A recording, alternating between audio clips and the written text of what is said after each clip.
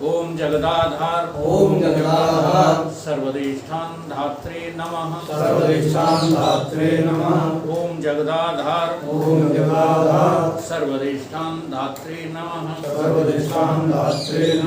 ओम जगदाधार सर्वदेष्ठान धात्रे नमः सच्चिदानंद भगवान की जय। सत्य सनातन धर्म की जय। सतगुरुदेव भगवान की जय। आदि गुरु शंकराचार्य कृत आत्मबोध। आज इसका श्लोक नंबर 59।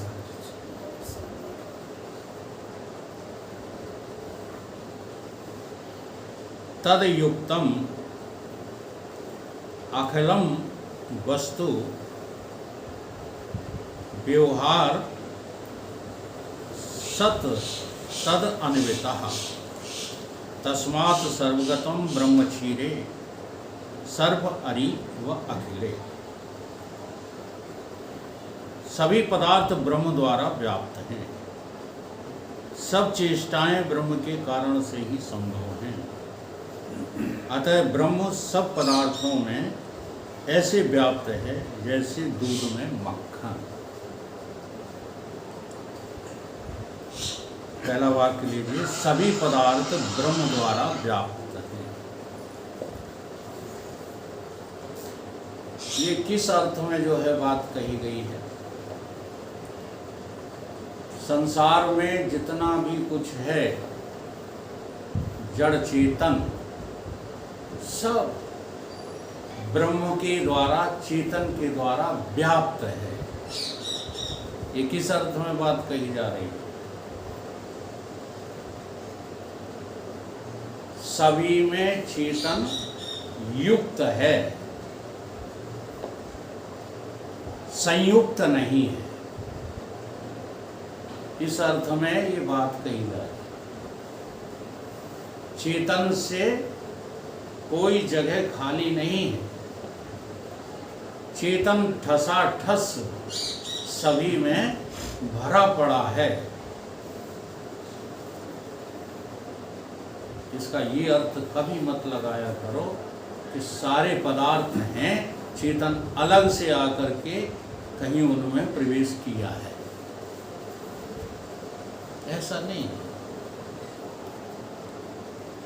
चेतन के द्वारा सब व्याप्त है, अर्थात चेतन से सब हट गया है, सब है ही नहीं। श्री राममय।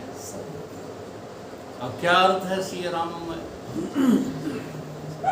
जगत भी है और सीताराम भी है। इसी अर्थ में लोग जो है अनर्थ करते रहते हैं। श्री राममय का अर्थ है कि जगत नाम की कोई चीज नहीं है। चूंकि तुमको जगत लगता है, इसलिए तुम्हारा जगत मिटाने के लिए ऋषि मुनि महात्मा जगत का प्रयोग करते हैं। नहीं तो श्री राम ही श्री राम है और कोई दूसरी वस्तु है ही। इसलिए इसका नाम आत्मबोध है। यहाँ बहलाया फुसलाया नहीं गया ना। से सता। हाँ जी। ना सतो विद्यते भावो ना भावो विद्यते सता। उभे भी अंतःदृष्टा अन्योतु तत्वदर्शिवा। ये तत्वदर्शी के द्वारा ही देखा जा सकता है। क्या देखा जा सकता? कि सत ही सत है, असत नाम की कोई चीज है नहीं। इस अर्थ में ये बात समझाई जाती है। हम इसका जो है अनर्थ करके ले उड़ते हैं। संसार भी है और इस संसार में परमात्मा भी कहीं से घुस गया, प्रवेश कर गया। ये अर्थ नहीं है इसका। परमात्मा ही परमात्मा। इसको हमारे योग पुरुष जी ने लिखा कि ईश्वर को व्यापक कह करके तुम ऊपर को हाथ उठावत, तुम तनिक विचार करो। हाँ, ये सब तुमको कैसा बेवकूफ बनावत, समझावत हैं जग रीतन को, और अपने को जो है विद्वान बतावत है। सारी जगत की रीतियां बताते हैं, ये कहने की हिम्मत नहीं करते कि जगत नाम की चीज कोई है नहीं, केवल ब्रह्म ही ब्रह्म। युक्त का मतलब दूसरा शब्द है संयुक्त। अब संयुक्त शब्द में और युक्त में बहुत बड़ी भिन्नता है। संयुक्त उसको कहते हैं जहां दो वस्तुएं आपस में आकर के संयोग करती है। एक उधर से आई, एक इधर से आई, दोनों जो है आपस में मिल गई, ये है संयोग। और जितना भी संयोग होगा उसका वियोग तो होगा ही। लेकिन युक्त में कोई संयोग वियोग नहीं होता। युक्त तो जो है सार्वभौमिक होता है, सर्व वही होता है, उसके अलावा और कुछ नहीं। कल शाम को एक जगह बैठे थे, वहाँ उन्होंने ये प्रश्न रख दिया। हमने इससे तो आप लोग सब जूझ ही रहे। हाँ, हमारा अर्थ सुनोगे स्वीकार ही नहीं करोगे। कहीं वो क्या घटना है जब पुष्प वाटिका में हाँ राम जी सीता जी को देख रहे, उनका आशय तो कुछ और ही था कहने का, देख रहे हैं। तो मैंने कहा मेरा अर्थ तो दो शरीरों का हो ही नहीं सकता, ये आप जानते हो। इसकी असलियत जो है अंतर्मुखी को ही पता चलती है।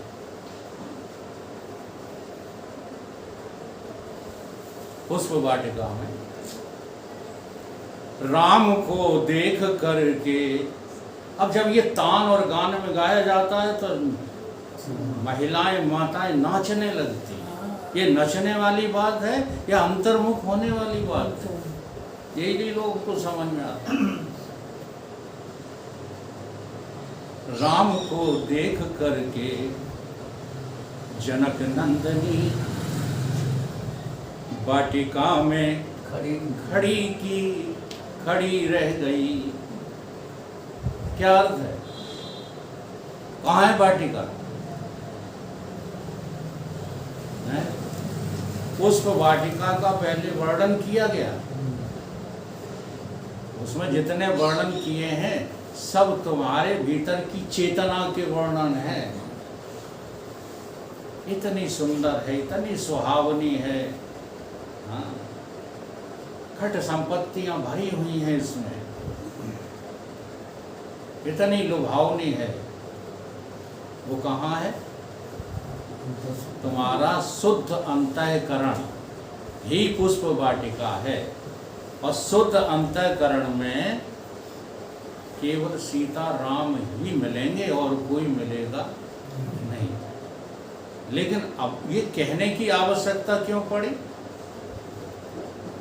राम को देख करके?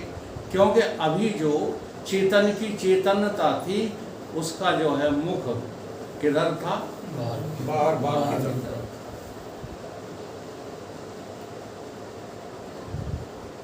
एक जो है दोहा उसमें भी आया, श्री गुरु पद नख मणिगण ज्योति सुमृत दिव्य दृष्ट ही होती।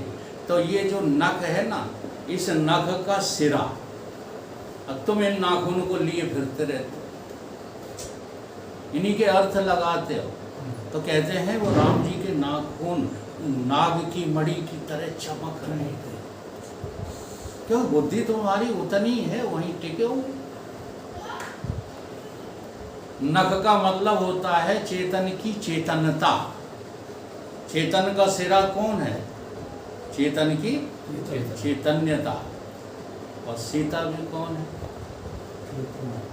चेतन की शक्ति का नाम क्या है? सीता।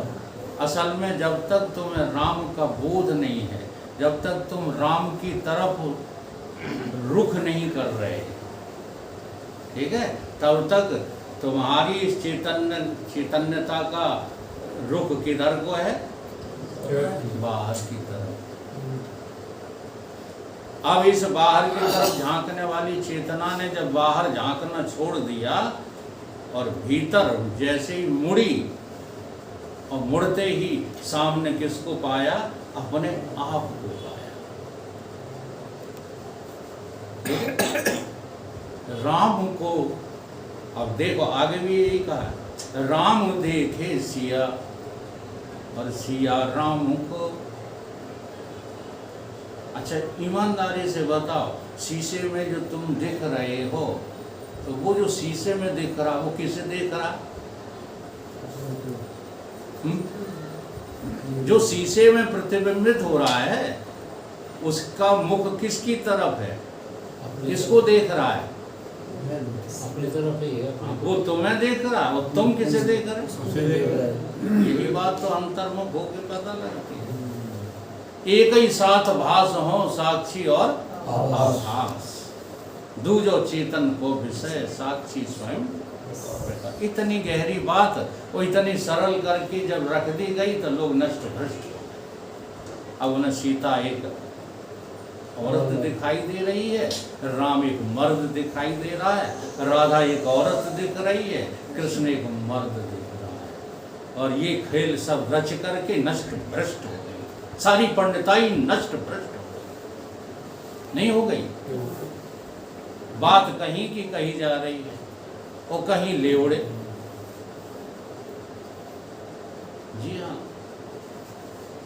तुम कितने भी पवित्र भाव बनाओ, स्त्री भाव आ गया तो भोगने की इच्छा होती है।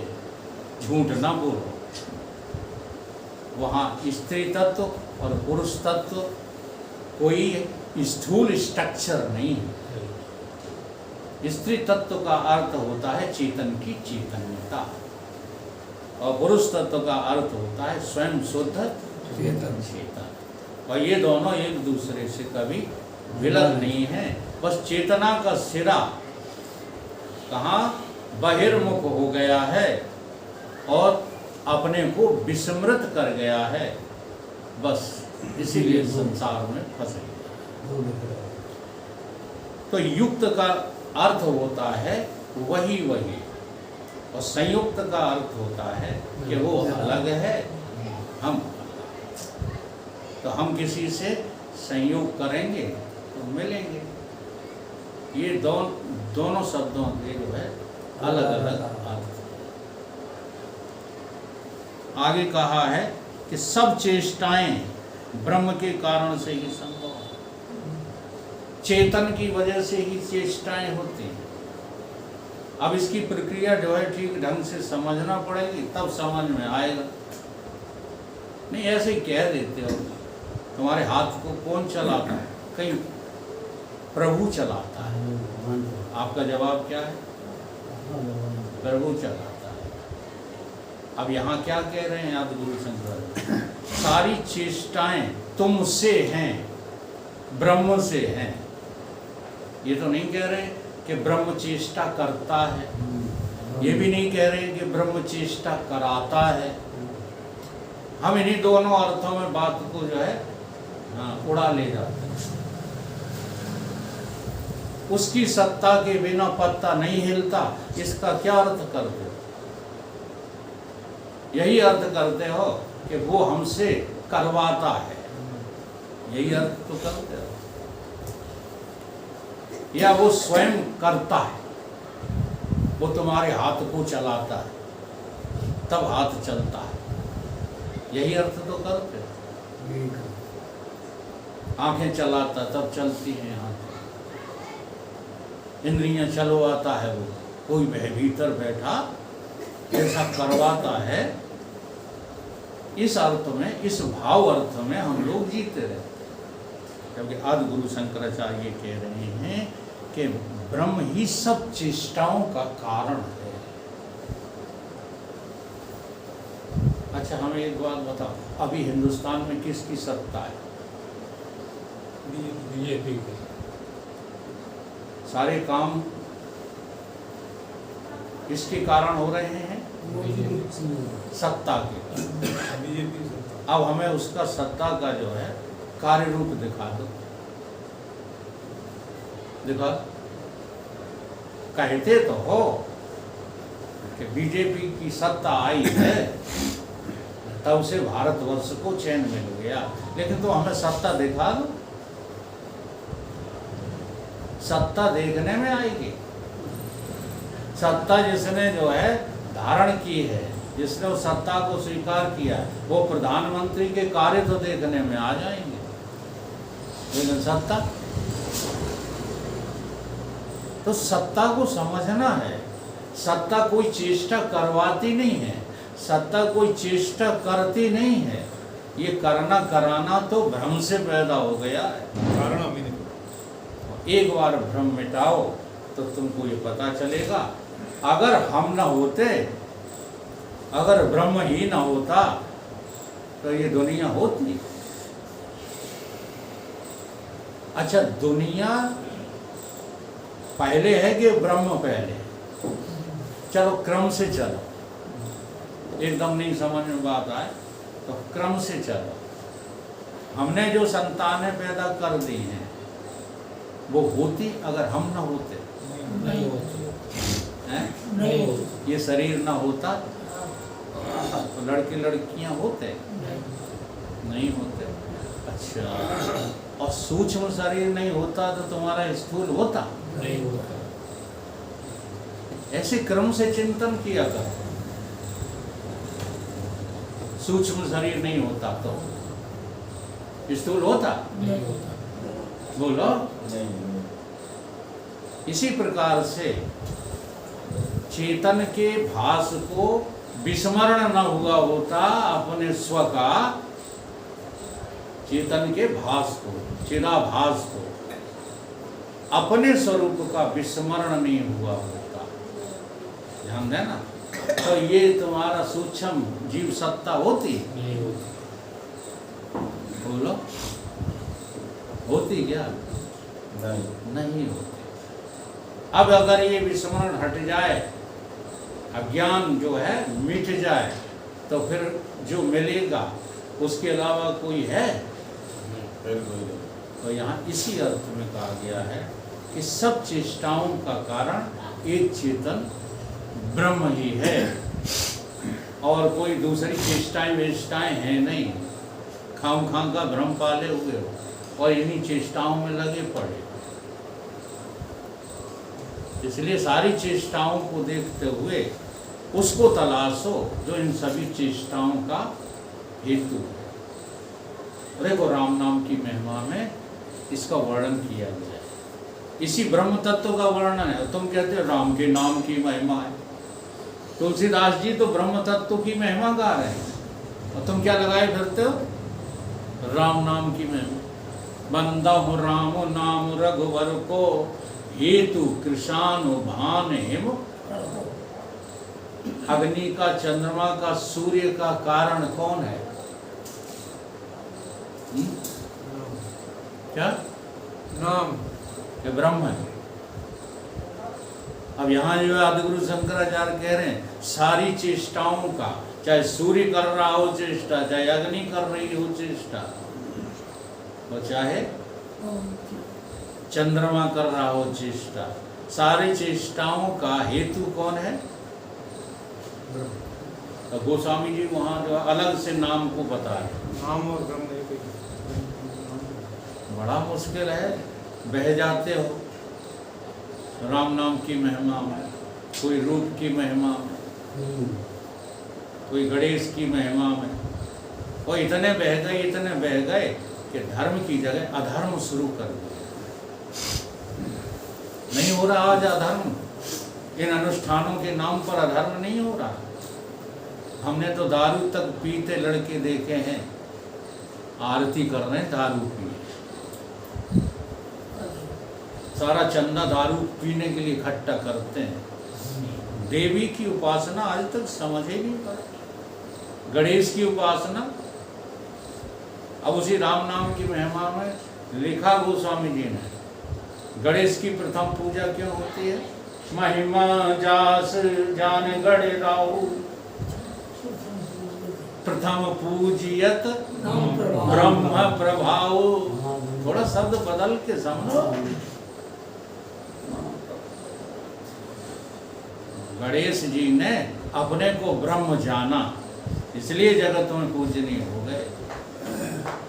अलग से कोई राम, अलग से कोई नाम, अलग से कोई रूप थोड़ा ही है। यहाँ शंकराचार्य जी यही सिद्ध कर रहे हैं कि सारा व्यवहार जो है उसी से समन्वित हो रहा है। तस्मात् सर्वगतम ब्रह्म क्षीरे सर्व अरिव अखिले। तस्मात् सर्वगतम ब्रह्म, ये ब्रह्म कैसा है? ये सर्वगत है। सर्वगत का मतलब है व्यापक है, इसके बिना कोई और दूसरी जो है चीज है ही नहीं। पूर्ण बोध में तो आपको ऐसा लगना ही चाहिए। फिर बोध के बाद आप जो है अवतरित होते हैं, इसलिए मनुष्य का भी अवतार लिखा है। और मनुष्य होकर ये तुम्हें ब्रह्म बोध हो जाए तो फिर आप मनुष्य का अवतार होंगे, अभी नहीं होंगे। अभी तो मनुष्य की और पशु की तुलना एक कर दी गई है। आहार निद्रा भय वेतनम च एतत् समानो पशु भी न। आत्मबोध हो जाए तो आपको खुद दिखेगा। केवल गोस्वामी जी का विश्वास नहीं करोगे, खुद दिखेगा कहीं क्या मेरे भीतर जो अहंकार है वही तो शंकर बाबा है। अहंकार शिव बुद्धि अज शशि मन चित्त महान मनुज रूप सचराचर रूप राशि भगवान। तो मनुष्य कौन है? तुम हो भगवान। डर लगता है, कहने में भी डर लगता है, हम भगवान कैसे हो सकते? तो तुम भगवान के सिवा और कुछ हो ही नहीं सकते। इतने तक पहुंचना, इसलिए आप ही आप हो, आपकी सिवाय कुछ नहीं है। तो कह दिया कि साधना कैसे करें? तो कहते हैं जैसे दूध में घृत समाया हुआ है, ऐसी जो तुम्हें सर्व दिखता है, तुम्हें शरीर दिखते हैं, इन शरीरों में और सारे ब्रह्मांड में वो कैसे समाया हुआ है? जैसे दूध में घृत है। इसको एक हमारे संत हैं, उन्होंने अच्छे ढंग से समझाया है, वो प्रक्रिया में भी आपको बताता हूँ। वेद शास्त्र सब क्षीर बखाना, तामे घृत है ब्रह्म समाना। ताको सतगुर मथने हारो, ज्ञान रूप हुंडी उर धार। कौन सी हंडी लेके?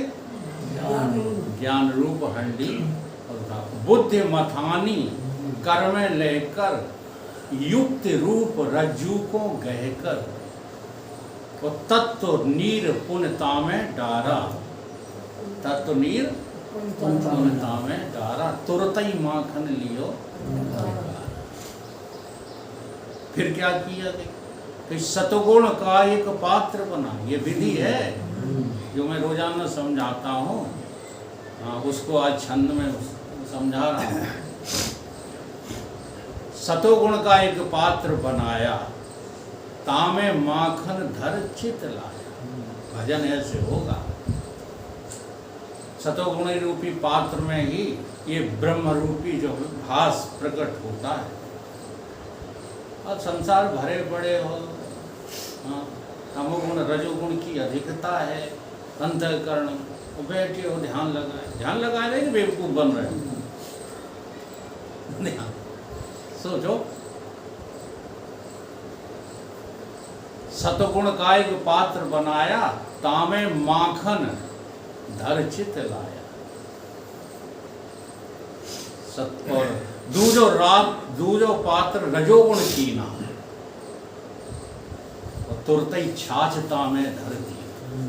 अरे अलग हटा उसको, ये मुझे नहीं चाहिए छाछ वाला।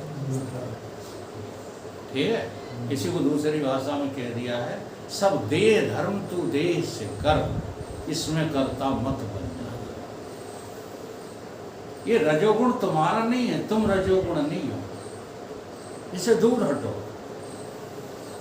तामे छाछ तुरता ही धर दीना, सतगुरु ने पुनः हाट लगाई, लेन तहां सब ही चले आई। अब सतगुरु ने तो जो है वेद शास्त्र की हाट लगा रखी है और यहाँ सब लोग लेने आए। पंडित योगी सूरमा आए ताहे बाजार, और करण लगे हैं मूल को अपनी मति अनुसार।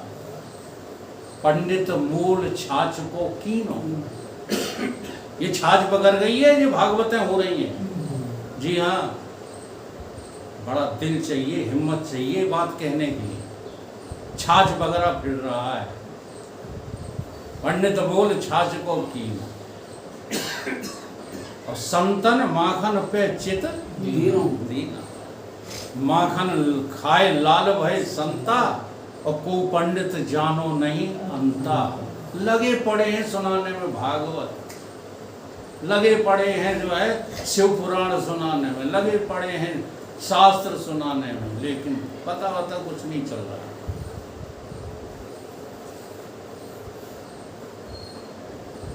फिर क्या कहते हैं संत जी, माखन खाए लाल भाई संता, और को पंडित जानो नहीं अंता। और छाछ खाए दुर्बल सब भयो, कैसे हो गए? कमजोर हो गए, इन्हें हिम्मत नहीं रही। किसी ज्ञानी संत के सामने ये कथावाचक खड़े नहीं हो पाते, डर लगता है इनको उनके सामने जाने से। क्यों? वहां ये सब जो है ही नहीं जो तुम बघारे कर रहे हो। वो तो उनका इतना जो है तुम्हारे प्रति अनुग्रह है कि वो कथा आदि की बड़ाई करते रहते हैं, लेकिन वो ये कभी नहीं कहेंगे कि कथा के द्वारा तुम पैसा कमाओ, ये कभी नहीं कहते। कथा का विरोध इसलिए नहीं करते हैं कि चलो कच्चा एक के लोग हैं, उन्हें कुछ तो मिलता है, जुआ तो नहीं खेलते, शराब तो नहीं पीते, कम से कम कथा ही सुनते हैं। लेकिन ज़्यादातर आज कथा ने धर्म को अधर्म के रूप में बदल दिया है। जो जितनी कथाएं सुन चुका वो उतना ही ज़्यादा अभिमानी हो गया, जो जितनी भागवतें करा चुका है उसका अहंकार उतना ही ज़्यादा बढ़ गया। तो यह धर्म है कि धर्म है? तो छाछ खाए दुर्बल सब भयऊ, पंडित सूर विषय चित दय। अब विषयासक्ति तो छूट नहीं रही। और सुना क्या रहे हैं? सुना रहे हैं कथा। तो चित्त कहाँ पर है? विश्व। तो सतगुरु के भंडार की लखी अपूर्व बात, और माखन इतना है भरा कि नजर नहीं ठहरा। इस वेदांत ज्ञान के सामने बड़े बड़े विद्वान जो है डिग जाते हैं, नजर ठहरती ही नहीं। पीते पीते छाछ के हुए बहुत दिन नाथ, कृपा कर आज सतगुरु ने माखन तीनों अपने हाथ। तो कहित श्यामानंद ललकार के, हमारे जो है गुरुदेव के गुरु भाई हैं श्यामानंद जी महाराज, उनकी एक पुस्तक लिखी हुई है अनुभव श्याम संग्रह। और पढ़ना चाहो तो ये छंद तुम्हें उसी में मिल जाएगा। किसमें? अनुभव श्याम संग्रह। बहुत पहले पढ़ी थी मैंने ये पुस्तक, बड़ी रुचिकर है, लेकिन वेदांतिक जो है लक्ष्य से लिखी हुई। लिखी तो कहानियाँ गई हैं उसमें, लेकिन लक्ष्य उनका श्यामानंद जी का क्या है? केवल ब्रह्मबोध कराना। कहित श्याम ललकार के सुनो सभी चित लाए,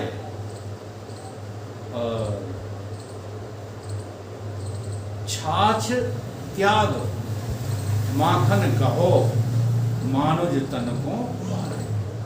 मनुष्य तन की महिमा किसमें है? केवल आत्म के वो। बदलना आधा घंटा हो गया तो ठीक है। बोलो सदगुरुदेव भगवान की की जय।